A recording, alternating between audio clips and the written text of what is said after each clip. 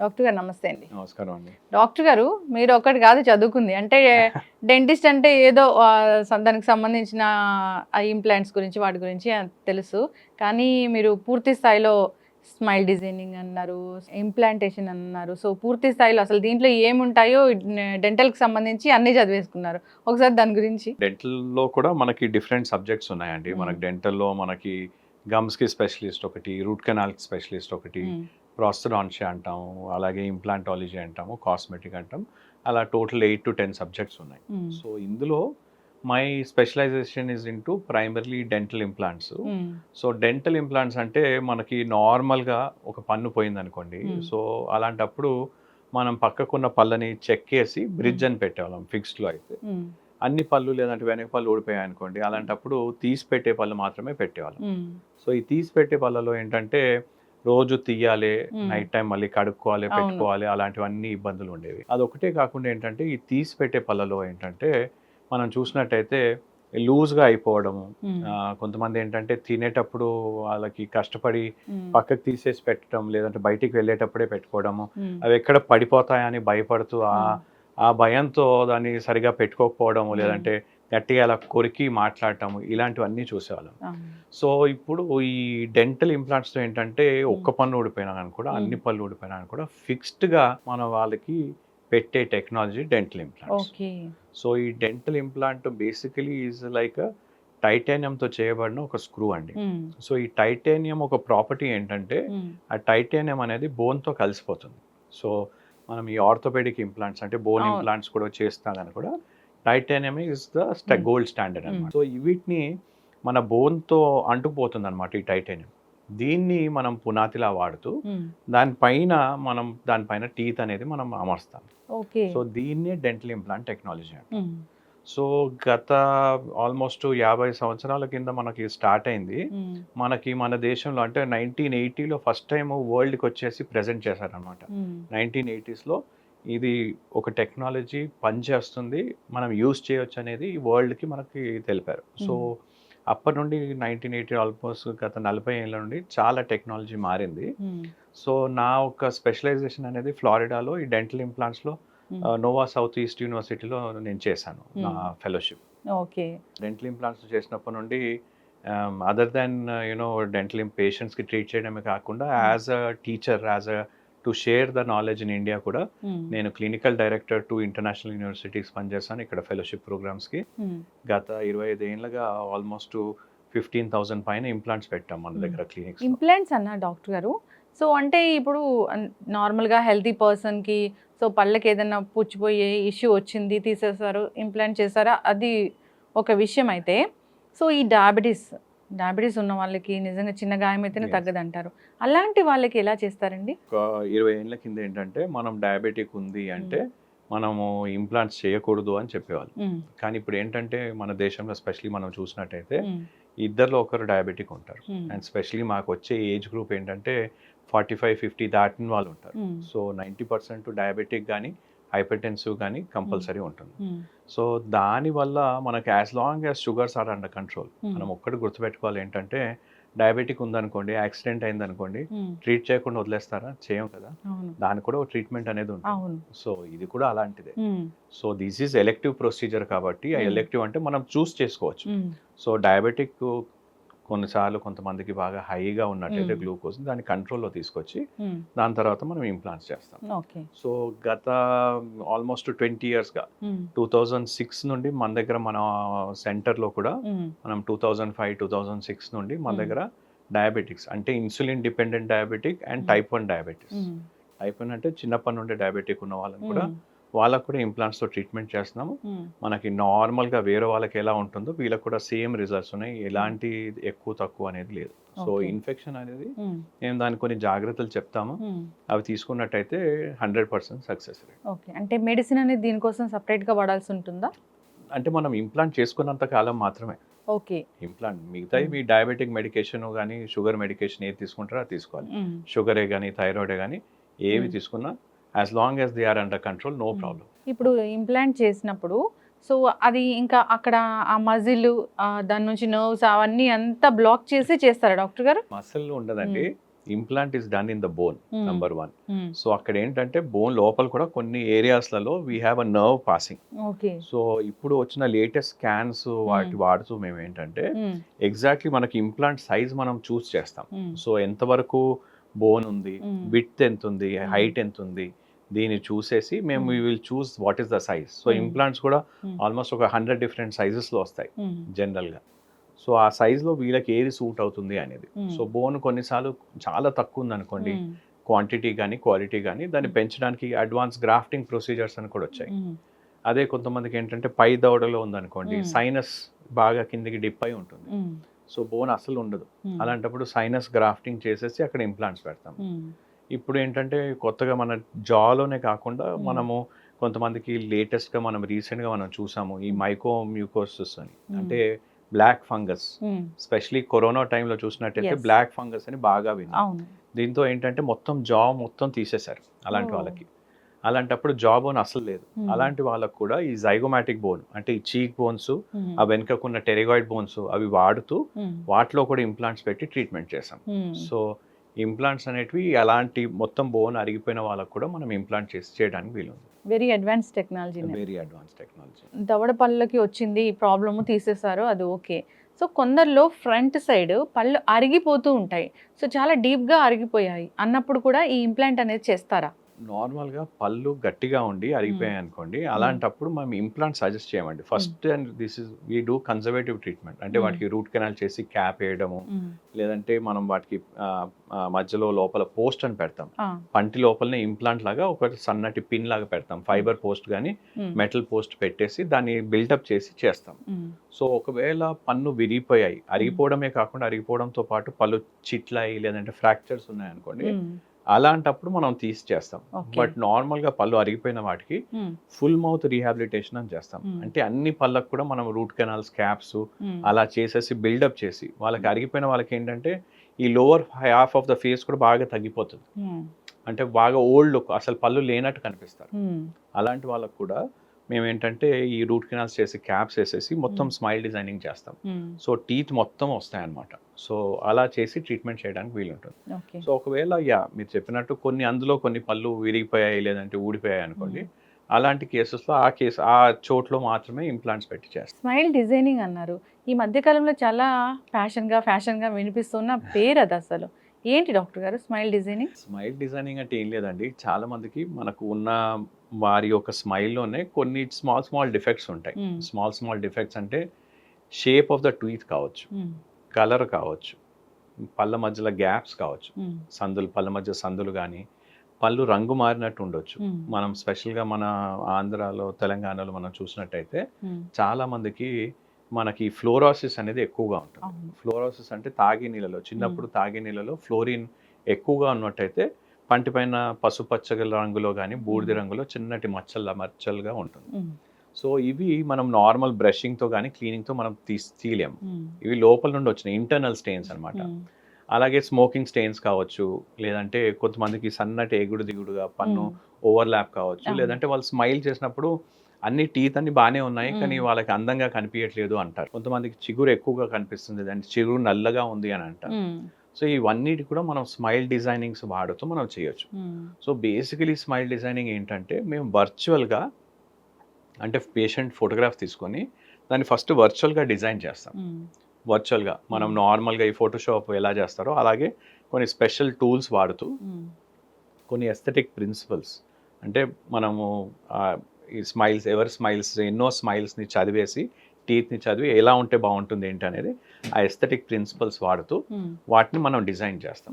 So మనం పేషెంట్కి నచ్చిన తర్వాత దాన్ని ఎగ్జాక్ట్లీ మనకి ఇందులో ఫోటోలో ఎలా కనిపిస్తుందో దాన్ని మనకు యాక్చువల్గా పేషెంట్కి ఎలా కనిపిస్తుందో దాన్ని డిజైన్ చేసి చూపిస్తాం. సో దీన్నే మనం ఈ స్మైల్ డిజైనింగ్ అంటాం. సో ఇందులో ట్రీట్మెంట్స్లో డిఫరెంట్ టెక్నిక్స్ యూజ్ చేయొచ్చు. ఒకవేళ వాళ్ళకి చిగురు ఎక్కువగా కనిపిస్తుంది అనుకోండి, లేజర్ వాడుతూ ఆ చిగురిని రీకాంటూరింగ్ చేస్తాం. నల్లగా ఉందనుకోండి, డీపిగ్మెంటేషన్ సర్జరీ అని చేస్తాం ఆ లేజర్తో. అలాగే మనకి పళ్ళ మధ్య సందులు ఉన్నాయి, అన్ని నార్మల్గా ఉన్నాయి అనుకోండి, అలాంటప్పుడు మనం వినియర్స్ అని చేస్తాం. కొంతమందికి ఎత్తుగా ఉన్నాయి, మనకి టీత్ని ఎలాగా డిస్టర్బ్ చేయొద్దు అనుకోండి, అలైనర్స్, ఇన్విజిలైన్, ఇది ఇవాళ రేపు మనకి అలైనర్స్ అని వచ్చాయి, ఇన్విజిబుల్ క్లిప్స్, అవి పెట్టి ట్రీట్మెంట్ చేయొచ్చు. సో మనకి ఎలాంటి ప్రాబ్లం ఉంది చూసి, చిన్న విరిగిపోయింది, ఫ్రాక్చర్ ఉంది, అలాంటి వాటిని కూడా మనం చేయొచ్చు. సో ఇవన్నీ కూడా ఉంటాయి. సో మనకి ఏది బెస్ట్ సూట్ అవుతుంది అనేది మేము డిసైడ్ చేసి వాళ్ళకి ఆప్షన్స్ ఇస్తాము. అందులో they can decide which is the best option for them to do smile design. అయితే డాక్టర్ గారు అలైనర్స్ అన్నారు. సో ఈ మధ్య కాలంలో ఏంటంటే రకరకాల యాడ్స్ అవి చూస్తూ ఉన్నాము. సో ఇంటికి వస్తారు, మన మెజర్ తీసుకుంటారు, అలైనర్స్ ఫిక్స్ చేస్తారు అంటారు. అసలు అది ఎంతవరకు కరెక్ట్ అండి?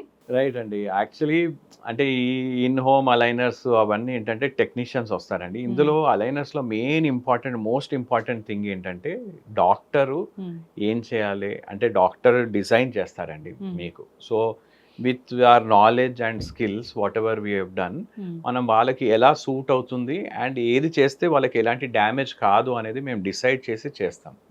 సో అందులో వీ హ్యావ్ స్కానర్స్, మన ఇంట్లో వచ్చే స్కానర్స్ కాకుండా ఇన్ ఆఫీస్ క్లినిక్స్లో we use the scanners and everything. Technology looks very much similar, but the person who's deciding the treatment, అంటే ఎవరు ఆ ట్రీట్మెంట్ డిసైడ్ చేస్తారు, ఎలా చేస్తే బాగుంటుంది అనేది, that is the most important. So ఆ specialist who's specialized in this, who's done his program for 3 years plus he's practiced అనే వాళ్ళు దీన్ని డిజైన్ చేస్తే కరెక్ట్గా ఉంటుందండి.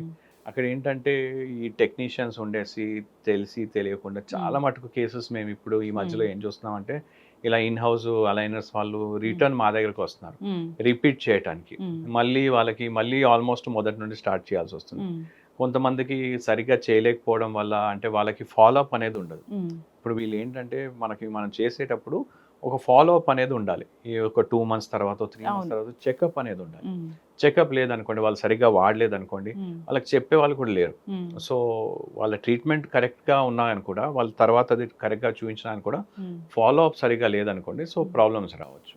సో అందుకోసం ఆల్వేస్ రికగ్నైజ్డ్ డెంటల్ క్లినిక్ కానీ ఆర్థోడాంటిస్ట్ కానీ వాళ్ళ దగ్గరికి వెళ్తే aligner is the best treatment to get it done with them. So doctor గారు జనరల్గానే మాట్లాడితే ఈ పంటి నొప్పి సమస్య, సో పంటి నొప్పి వచ్చిందంటే నిజంగా తట్టుకోలేనంతగా ఉంటుంది. సో రెండు మనం పెయిన్స్ని భరించలేము. ఒకటి డెలివరీ పెయిన్స్, ఒకటి పంటి నొప్పి అంటారు. అంత తీవ్రంగా ఉంటుందని చెప్తూ ఉంటారు. ఏదైనా కానీ క్యావిటీ స్టార్ట్ అవుతానే మనకు తెలుస్తుందా? ఈ పంటి నొప్పి వచ్చేంత వరకు ఆ స్టేజ్ని ఏమంటారు? దాన్ని న్యాచురల్గా తగ్గించుకోవడానికి హోమ్ రెమెడీస్ అవి వాడుతూ ఉంటారు, అవి మంచివినా? ఓవరాల్గా పంటి నొప్పి గురించి ఏం చెప్తారు? నార్మల్గా మనకి ఈ క్యావిటీస్ కానీ పంటి నొప్పి రావడానికి 90% మీరు చెప్పినట్టు మా దగ్గరకు వచ్చే పేషెంట్స్ పంటి నొప్పితోనే వస్తారు, ఆ స్టేజ్లోనే వస్తారు. కానీ మొదటి స్టేజ్లో ఏంటంటే పంటి పైన నల్లటి మచ్చ కానీ, మనం బ్రష్ చేసినా పోకుండా నల్లటి మచ్చ ఉన్నా, లేదంటే పళ్ళ మధ్య సందుల్లో ఏమైనా ఫుడ్ ఇరుక్కుంటుందా, నొప్పి ఉండదు కానీ మీకు ఫుడ్ ఇరుక్కుంటుంది, కాన్స్టెంట్గా తిన్నప్పుడల్లా అక్కడే ఫుడ్ ఇరుక్కుంటుంది, అంటే బ్రష్ చేసినా నల్లటి మచ్చ కనిపిస్తుంది. ఇదే స్టేజ్లో మా దగ్గరకు వచ్చినట్టయితే చిన్నటి ఫిల్లింగ్ చేసి దాన్ని మనము చేయడానికి వీలుంటుంది. సింపుల్ ఫిల్లింగ్తో మనం క్లోజ్ చేయొచ్చు. అంటే పంటి పై భాగంలో ఎనామిల్ అంటాం. సో ఎనామిల్లో ఉన్నప్పుడు మనకు పెద్దగా నొప్పి కానీ ఎలాంటి సెన్సిటివిటీ తెలియదు. సెకండ్ స్టేజ్లో ఏంటంటే డెంటిన్ సెకండ్ స్టేజ్లో లోపలికి వస్తుంది. అప్పుడు మనకి కొద్దిగా తీసుకున్న చల్లగా వేడిగా తీసుకున్న జూమన్ లాగటం ఇలాంటి లక్షణాలు చూస్తూ ఉంటాం. ఈ స్టేజ్లో కూడా మనం వాటికి ఫిల్లింగ్స్ చేసి ట్రీట్మెంట్ చేయడానికి వీలుంటుంది. థర్డ్ స్టేజ్లో ఏంటంటే పంటి లోపలి భాగం నరాలు రక్త కణాలు ఉంటాయి, దీన్నే పల్ప్ రూట్ కెనాల్ అంటాం. ఈ స్టేజ్లో ఆ ఇన్ఫెక్షన్ అనేది వ్యాపించిందంటే భరించలేని నొప్పి బాధతో పడుతూ వెంటనే మాకు కాల్ చేస్తారు.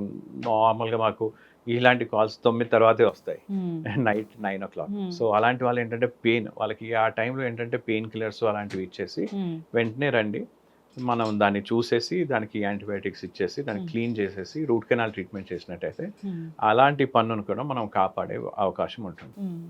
సాధారణంగా ఏంటంటే తెలియకుండా చాలా మంది ఏంటంటే మెడికల్ షాప్కి వెళ్ళేసి ఏదో పెయిన్ కిల్లర్స్ తీసుకుంటారు.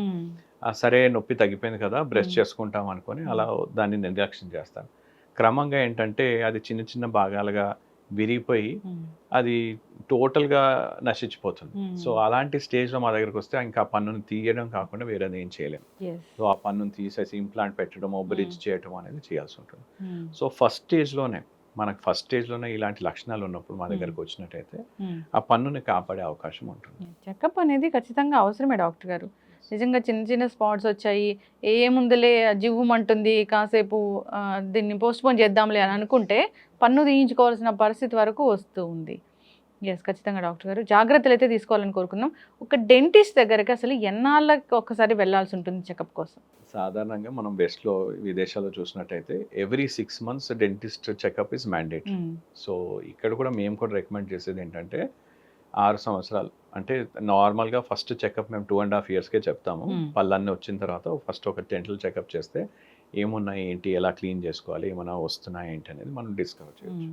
రెండోది మనము ఈ ఎవ్రీ 6 మంత్స్‌కి వచ్చినట్టయితే ఫస్ట్ స్టేజ్‌లోనే చిగుర్ల వ్యాధే కానీ, పంటి వ్యాధే కానీ, ఇంకా వేరే ఏ విధంగా మనకు అల్సర్సే కానీ వేరే ఏమున్నాయని కూడా ఫస్ట్ స్టేజ్‌లోనే వాటిని మనము గుర్తించి వాటికి తగ్గట్టుగా ట్రీట్మెంట్ చేయడానికి వీలుంటుంది. సో అడ్వాన్స్ స్టేజ్కి పోయి పన్ను తీసుకోవడమే కానీ, రూట్ కెనాల్ కానీ అలా కాకుండా మనం జస్ట్ సింపుల్ ఫిల్లింగే కానీ బేసిక్ క్లీనింగ్ చేసినట్టయితే చిగుల జబ్బు, ఈ పంటి జబ్బు రాకుండా మనం చూసుకోవచ్చు. సో క్లీనింగ్ అనేది చేస్తారు ఎవ్రీ 6 మంత్స్కి ఒకసారి వెళ్ళాల్సింది. Yes. ఖచ్చితంగా వెళ్ళాలి డాక్టర్ గారు. జనరల్గా మనము ఒక జనరల్ చెకప్ కోసం ఎలా వెళ్తామో అలా Correct. వెళ్ళాల్సిందే. చాలా మందికి మేము చెప్తామండి 6 మంత్స్లో, అంటే కొంతమంది మా దగ్గరకు వస్తారు. ఇప్పుడు మోర్ కాన్షియస్నెస్ వచ్చింది, అవేర్నెస్ వచ్చింది కాబట్టి కొంతమంది వస్తారు.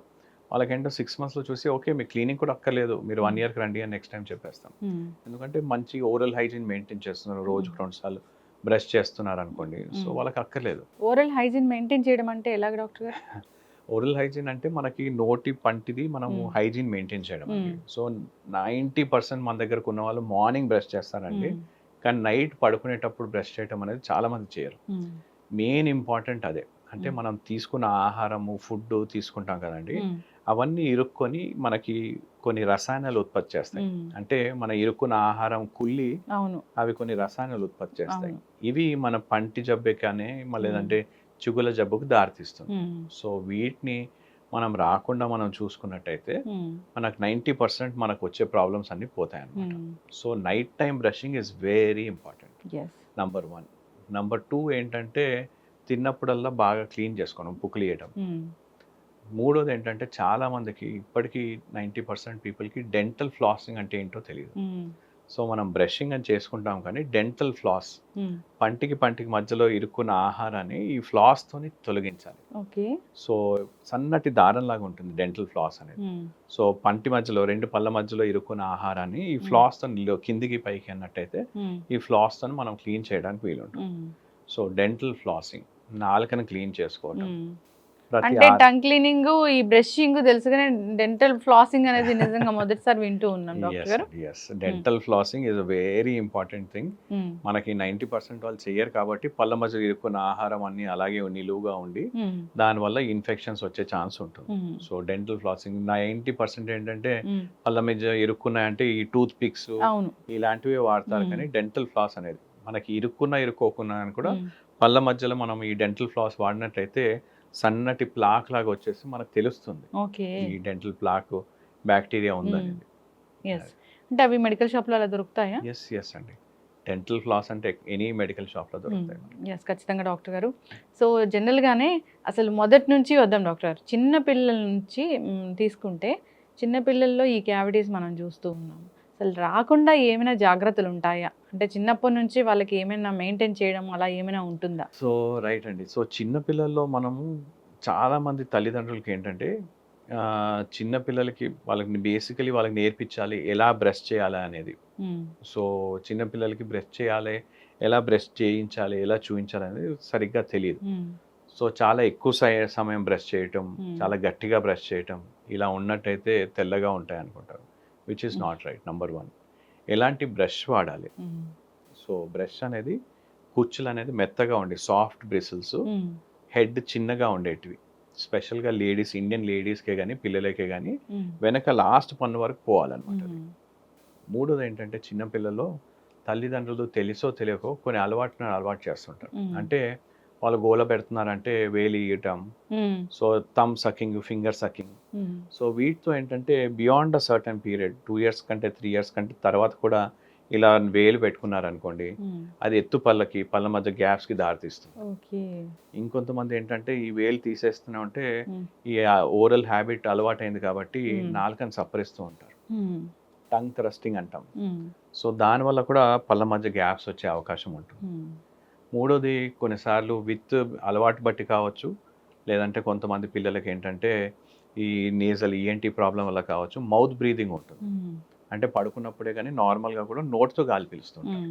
సో దానివల్ల కూడా పళ్ళ మధ్య గ్యాప్స్, పళ్ళ మధ్య సందులు, పై పళ్ళు కింది పళ్ళు టచ్ కాకుండా ఉంటాయి వాళ్ళకి. సో ఇలాంటి ప్రాబ్లమ్స్ రావచ్చు.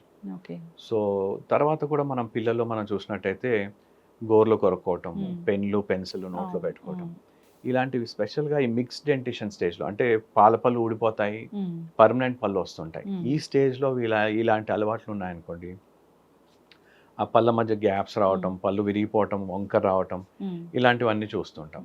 So from a very young age seeing a dentist మా దగ్గరకు వచ్చినట్టయితే వాళ్ళని ముందే మేము గుర్తుపట్టి, అంటే మేము వాళ్ళ టీత్ సెట్ చూస్తేనే అంటే మాకు తెలిసిపోతుంది, ఓకే మీరు థమ్ సకింగ్ చేస్తున్నారు, వాళ్ళు చెప్పకముందే మేము అడుగుతాం. ఎందుకంటే పై పళ్ళ కింద పళ్ళ మధ్యలో గ్యాప్ ఉంటుంది ఇలా వేలు పెట్టుకోవడానికి. సో అలా థమ్ సకింగ్ ఉందా అని, సో అలా వాళ్ళకి స్లోగా కౌన్సిలింగ్ చేయటము, పిల్లలకి చెప్పటం, తల్లిదండ్రులు కూడా కౌన్సిలింగ్ చేయటం, తల్లిదండ్రులు కూడా ఎక్స్ప్లెయిన్ చేయటం దీనివల్ల ఎలాంటి ప్రాబ్లమ్స్ వస్తాయని. సో దీంతో 90% మనం వాటిని కాపాడొచ్చు, అంటే ప్రివెంట్ చేయొచ్చు. ఫ్యూచర్లో ప్రాబ్లమ్స్ రాకుండా మనం వాటిని ప్రివెంట్ చేయొచ్చు. ఒకవేళ మనకు కొన్ని హ్యాబిట్స్ ఉన్నా కానీ కూడా మనం కొన్ని హ్యాబిట్ బ్రేకింగ్ అప్లయన్స్ అనేది ఇస్తాం. అంటే వేలు పెట్టుకోవడం ఇలాంటి ఎనీ హ్యాబిట్స్ ఉన్నా కూడా వాటి కొన్ని సింపుల్ హ్యాబిట్ బ్రేకింగ్ అప్లయన్స్ ఇస్తాం. వీటితో హ్యాబిట్ మనం టోటల్గా ఆపేలాగా మనం చేయొచ్చు. ఏదైనా ఫీవర్ వస్తే హాస్పిటల్కి పెద్దవాళ్ళం ఎలా వెళ్తామో చిన్న పిల్లల్ని కూడా అలాగే అప్పుడే తీసుకెళ్తాం, లేదంటే వ్యాక్సిన్స్ అలా తీసుకెళ్తాం. కానీ పళ్ళు వస్తున్నాయి, వాటికి ఇబ్బందులు ఉంటాయి, డాక్టర్ దగ్గర తీసుకెళ్ళాలి అని నిజంగా అంత ఆలోచన కూడా రావట్లేదు. పంటి క్యావిటీస్ వచ్చాయి, నొప్పి వస్తుంది అన్నప్పుడు మాత్రమే తీసుకెళ్తూ ఉన్నాం. సో అప్పటి నుంచి జాగ్రత్తలు అయితే తీసుకోవాలి. సో వాళ్ళకు కూడా డెంటిస్ట్ దగ్గరికి తీసుకెళ్ళి క్లీన్ చేయించే ఖచ్చితంగా చేయించాలనేది ఉంటుందా డాక్టర్ గారు? ఏమన్నా 6 months 1 year నార్మల్గా చిన్న పిల్లలకి అంత ఉండదండి. బట్ అట్లీస్ట్ మేము చూసేసి చిన్నపిల్లలు మెయిన్ ఏంటంటే చిగుల ఈ క్యావిటీస్ అనేది ఎక్కువగా చూస్తాం. స్వీట్స్ చాక్లెట్స్ ఎక్కువగా తింటారు కాబట్టి పిల్లల్లో క్యావిటీస్ ఎక్కువగా చూస్తాం. చిగుల జబ్బు తక్కువగా ఉంటుంది, అంటే స్టెయిన్స్ కానీ అలాంటివి తక్కువగా ఉంటాయి. కానీ ఏంటంటే కొంతమంది సరిగా మెయింటైన్ చేయలేదు అనుకోండి, పిల్లల్లో కూడా ఈ ప్లాక్ అనేది చూస్తూ ఉంటాం. సో దాన్ని అప్పుడే మనం అరికట్టేందుకు వీలుంటుంది. సో ఇంకోటి ఏంటంటే తల్లిదండ్రులు ఏంటంటే ఈ పాల పళ్ళే కదా, ఇవి ఊడిపోతాయి, వీటికి ఎందుకు ట్రీట్మెంట్ చేయాలి అని అనుకుంటారు. సో ఒకటి మనం గుర్తుపెట్టుకోవాలి ఏంటంటే పాల పళ్ళు కూడా 11-12 ఏళ్ళ వరకు ఉంటాయండి, 6 years నుండి. ఒకవేళ మనకి అక్కడ ఇన్ఫెక్షన్ వచ్చింది, లోపల వరకు పోయింది అయినట్టయితే లోపల నుండి వచ్చే పర్మనెంట్ పన్నుకి ఎఫెక్ట్ చేసే అవకాశం ఉంది. సో రావటమే పర్మనెంట్ పన్ను మీద నల్లటి మచ్చతో వస్తుంది. నంబర్ 1. నంబర్ 2 ఏంటంటే సమయం కంటే ముందే ఊడిపోయినా, లేదంటే సమయంలో ఊడిపోకుండా అలాగే ఉన్నా కానీ కూడా వచ్చే పళ్ళు ఎగుడు దిగుడుగా వచ్చే ఛాన్సెస్ ఉంటాయి. సో ఒకవేళ మనం సమయం కంటే ముందే తీసేసాం అనుకోండి, సో లోపల నుండి వచ్చే పన్ను దగ్గరకు వచ్చేస్తాయి. సో లోపల ఉండే పన్నుకి స్పేస్ ఉండదు. అదే అలా మనం ఈ క్యావిటీస్ అయిపోయి అలాగే నిలువుగా ఉండిపోయి అలాగే ఎక్కువ రోజులు ఉన్నా కానీ కూడా మనకేంటంటే తర్వాత లోపల నుండి వచ్చే పన్ను రాలేకపోయి ముందుకో వెనక్కో వస్తుంది. పర్మనెంట్ టీత్ వచ్చేసాయి, అప్పుడే వాళ్ళకి ఏదైనా ట్రీట్మెంట్ అవసరం అవుతుంది, వంకర టింకర్గా ఉన్న ఇలా. సో అలా ఉన్నప్పుడు కూడా ఈ ట్రీట్మెంట్ ఆ వయసులో చేయొచ్చా డాక్టర్ గారు? స్మైల్ డిజైనింగ్ వాట్ ఎవర్ ఏదో అండి, మనకు ఒకవేళ ముందే మనం గుర్తుపట్టాము, గ్రోత్ ప్రిడిక్షన్స్ అని చేస్తాం. అంటే మనకి పళ్ళది ఒకటే కాకుండా దవడ ప్రిడిక్షన్ అనేది కూడా ఉంటుంది. కొంతమందికి హెరిడిటరీ ఎత్తుపళ్ళు ఉంటాయి, అంటే స్కెలిటల్ గ్రోత్, బోనే అలా షేప్ అలా ముందుకుంటుంది. సో కొంతమందికి కింది దవడ లోపలికి ఉండిపోవడం, లేదంటే బయటికి రావటం, ఇలాంటి గడ్డం బయటికి ఎక్కువగా ఉండటం, ఇలాంటివి చూస్తాం. వాటిని మనం గ్రోత్ ప్రిడిక్షన్ మన దగ్గరికి టైంలో 6 years లోపల మన దగ్గరికి 6 years ఏజ్ నుండి వస్తున్నారు అనుకోండి, పేరెంట్స్ని బట్టి మనం కొన్ని ఎక్స్రేస్తో మనం డిసైడ్ చేయొచ్చు. సో వాళ్ళకి చిన్ క్యాప్స్ అని గ్రోత్ ప్రివెంట్ చేస్తూ, కొంతమందికి గ్రోత్ ఎక్స్ట్రా చేయడానికి, కొంతమందికి ఏంటంటే చిన్నగా ఉంటాయి జాస్, అలాంటి వాళ్ళకి జా ఎక్స్పాండర్స్ ఇచ్చేసి మనం ఫ్యూచర్లో ఎలాంటి ప్రాబ్లమ్స్ రాకుండా మనం చేయొచ్చు. ఇంటర్సెప్టివ్ ఆర్థోడాంటిక్స్ అంటాం. అంటే మనం ప్రివెన్షన్ ఒకటి, దాంతోపాటు మళ్ళీ ఆల్రెడీ కనిపిస్తుంది, దాన్ని మనం ఇంకా ఫర్దర్ డ్యామేజ్ కాకుండా మనం చూసుకోవడం, కాపాడుకోవడం. సో ఇలాంటివి ప్రివెన్షన్ ఆర్థోడాంటిక్స్ ఉంటాయి, ప్రివెంటివ్ ట్రీట్మెంట్స్. ఇంటర్సెప్టివ్ అంటే ఇంకా మనం డెవలప్ కాలేదు కానీ మనకు తెలుస్తుంది, దాన్ని మనం ఎలా కరెక్ట్ చేయాలి. అండ్ మనం ఫైనల్గా కరెక్టివ్ ఆర్థోడాంటిక్స్. అయితే డాక్టర్ గారు, సో జనరల్గా కూడా ఈ డి విటమిన్ డెఫిషియన్సీ వల్ల కూడా పంటి సంబంధిత సమస్యలు వస్తాయంటారు కదా, అదేంటి? రైట్ అండి. సో వైటమిన్ డి డెఫిషియన్సీ వల్ల పంటి సమస్యలు అంటే మనకి చిగుర్లో vitamin D, vitamin C, B complex ఇవన్నీ కూడా మన చిగుర్లు ఎముకని మనని ఫామ్ అవుతుందికి హెల్ప్ చేస్తుంది, తోడ్పడతాయి అన్నమాట. సో దీని సి విటమిన్ డెఫిషియన్సీ ఉందనుకోండి మన చిగుర్లు ఎఫెక్ట్ కావచ్చు. వైటమిన్ డి డెఫిషియన్సీ ఉందనుకోండి మన లోపలని ఎముక ఎఫెక్ట్ కావచ్చు. సో ఇలా మనకి ఏమున్నా అని కూడా మన టీత్, చిగుర్లు, మన దాని చుట్టూ ఉన్న ఎముక అవన్నీ కూడా ఎఫెక్ట్ అయ్యే అవకాశం ఉంటాయి మనకి ఏమైనా డెఫిషియన్సీస్ ఉంటాయి. సో ఇది మన ఆహారపు అలవాట్లే కాదు, క్లీనింగే కాదు, ఇలాంటి డెఫిషియన్సీ కూడా మనం జాగ్రత్తగా మానిటర్ చేసుకోవాల్సిందే. Very important. ఎందుకంటే చాలా మందికి తెలియదు ఏంటంటే చాలా మందికి ఈ స్ట్రెస్ అల్సర్స్ వస్తూ ఉంటాయి. స్ట్రెస్ అల్సర్స్ అంటే నోట్లో స్పెషల్లీ ఎగ్జామ్స్ ముందు కానీ కొన్ని టార్గెట్స్ ఉంటాయి, అలాంటి వాళ్ళకి నోట్లలో అల్సర్స్ వస్తాయి. వెరీ పెయిన్ఫుల్ అల్సర్స్ ఉంటాయి. ఆఫ్టర్స్ అల్సర్స్ అంటారు, స్ట్రెస్ అల్సర్స్ అంటాం. వీటికి ఇంకో ఇంపార్టెంట్ ఏంటంటే వాళ్ళకి డెఫిషియన్సీ ఉన్నా అనమాట, వైటమిన్ డి కానీ B12 డెఫిషియన్సీస్ ఉన్నా అని కూడా ఇలాంటి నోట్లో అల్సర్స్ వచ్చే, బి కాంప్లెక్స్ డెఫిషియన్సీస్ ఉన్నా అని కూడా నోట్లో ఇలాంటి అల్సర్స్ వచ్చే అవకాశం ఉంటుంది. సో ఇలా అల్సర్స్ ఉన్నప్పుడు ఒకటి ఏంటంటే స్ట్రెస్, ఒత్తిడి తగ్గించుకోవటం, దాంతోపాటు ఈ వైటమిన్స్ కూడా ప్రిస్క్రైబ్ చేస్తాం వాళ్ళ అల్సర్స్ తగ్గించడానికి. సో పెద్ద ఏజ్ లో ఆల్సర్స్ వస్తే అది స్ట్రెస్ వల్ల కూడా అని అనుకోవాలి. ఎస్, పెద్ద ఏజే కాదు, చిన్న ఏజ్ లో అయితే 100%. ఎందుకంటే పిల్లలకి పెద్దగా స్ట్రెస్ ఉండదు కదండి. సో అలాంటి వాళ్ళకి పిల్లలకి వచ్చింది అంటే డెఫినెట్ గా వైటమిన్ డెఫిషియన్సీ అని ఉండాలి, లేదంటే కడుపులో కానీ ఏమైనా ఇన్ఫెక్షన్స్ ఉండాలి. ఎస్, ఖచ్చితంగా డాక్టర్. ఇప్పటి వరకు అయితే అలాంటి అల్సర్స్ వచ్చాయి, మౌత్ అల్సర్స్ అంటే మనం బి కాంప్లెక్స్ ఇలాంటివి జనరల్ గా ఓవర్ ద కౌంటర్ తీసుకుంటూ ఉంటాం. కానీ చాలా చక్కగా చెప్పారండి, స్ట్రెస్ కూడా ఒక ఫ్యాక్టర్ అని. సో చాలా మెయిన్ ఫ్యాక్టర్ స్ట్రెస్ అండి అది మనకి. ఎందుకంటే మీరు ఆ ఇన్సిడెంట్స్ ఆఫ్ అల్సర్స్ మీరు గమనించినట్టయితే only before exams, only before ఏమైనా టార్గెట్స్ ఉన్నాయి, ఇంటర్వ్యూ ఉంది, ఏమైనా ఉన్నాయి, గోల్స్ ఉన్నాయి, దానికి ఆ టైం లైన్ ముందు ఇవి ఎక్కువగా కనిపిస్తాయి. సో స్ట్రెస్ అల్సర్స్ అని కూడా దీని ఇంకో పేరు. ఎస్, ఖచ్చితంగా డాక్టర్ గారు. సో పళ్ళు ఎందుకు పుచ్చిపోతాయి, కారణాలు ఏంటి చాలా చక్కగా చెప్పారు. దాని తర్వాత ట్రీట్మెంట్ చాలా చక్కగా చెప్పారు. సో అసలు ఈ పంటి సంబంధిత సమస్యలు రాకూడదంటే కూడా సో ఎన్నాళ్ళకి ఒకసారి డాక్టర్ని కలవాలి, ఎటువంటి జాగ్రత్తలు తీసుకోవాలి, అసలు ట్రీట్మెంట్ ఏముంటుంది, ప్రివెన్షన్ ఏముంటుంది, చాలా చక్కగా చెప్పారు డాక్టర్ గారు. నిజంగా ఈ సిరీస్ అనేది కంటిన్యూ చేద్దాము. ఇది మాట్లాడుకుంటూ పోతే చాలా పెద్ద సబ్జెక్టే, చాలా చాలా డౌట్సే ఉంటాయి. సో బ్యాడ్ బ్రెత్ గురించి కావచ్చు, క్యాన్సర్స్ గురించి కావచ్చు, ఇలా రకరకాలుగా. సో సిరీస్ అనేది కంటిన్యూ చేద్దాం. చాలా చక్కటి ఇన్ఫర్మేషన్ డాక్టర్ గారు, ధన్యవాదాలు.